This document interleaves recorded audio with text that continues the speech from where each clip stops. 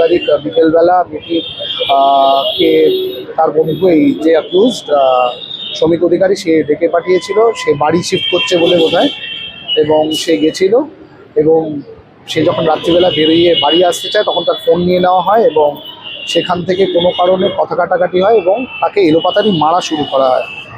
মেয়েটি সারা গায়ে চোখে ব্রুজ আছে এবং তার সাথে আরও অনেক ফর্মস অফ অ্যাবিউজ করা হয় সারা রাত ধরে। মেয়েটিকে ইনফ্যাক্ট মেয়েটি যখন ছেলেটির বাবা মাকে রিকোয়েস্ট করে বারবার করে তাকে বেরোতে যেতে দিতে, তারাও কোনোভাবে তাকে হেল্প করেনি। উল্টে তার যাতে ব্রুজগুলো কভার করে দেওয়া হয় তার জন্যে বোধহয় ওরই ফোন থেকে বোধহয় মেকআপ অর্ডার করা হয় যাতে ব্রুজগুলো কভার করা যায়। এবং পরের দিন বিকেলবেলা 5:30টায় যখন সে কোনোভাবে তাকে বেরোতে দেওয়া হয় অনলি অন দ্য কন্ডিশন সে যেন বাইরে গিয়ে বলে যে তোমার আলনায় চোট লেগেছে বা অন্য কোথাও চোট লেগেছে, কোনো বাজে কাজ তোমার সাথে হয়নি।